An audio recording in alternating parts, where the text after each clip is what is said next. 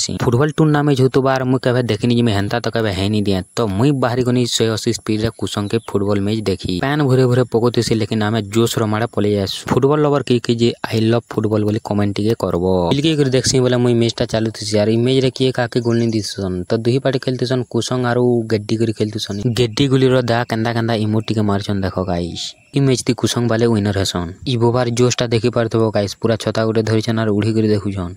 ओ जनी बाबा लेकिन दिचदा पूरा जनी जनी फुटबॉल तो फाइनल टा कुसंग आरो सळगाड़ करी खेलतुसन तो गाइस इति कुसंग का फाइनल जीती जासी विनर हो जासी यार प्राइज रखितुसन 5000 और 3000। मैच देखि सारसु बोले आमे भिजी भिजी फेर घर के रिटर्न पले आसु। तार पर मोर भंजार बर्थडे थिसी बोले मते इनवाइट करतुसन बोले मैं सेलिब्रेशन करबा ले पले आसी ताकर घर के आ केक को काटि कर सब छुआ माने भी पले आइली न। केक काटि साली जंदा ताकर बाबा के खुई दुछन केक के खुई देले मुहा भी टिके इटा लेपि दुछन तोर फेर टिके केक ताकर मां के इटा खुई दुछन देखे पारथो इटा आरो ताकर मां भी टिके बेलले जेने मोर नानी बेर मोर भंजा के टिके खुई दुछे। सबे केक खुआले बोलसे मुई भी केक टिके बैठसे यार खुए देसी मोर भंजा के आर मुहा भी टिके लेपि देसी।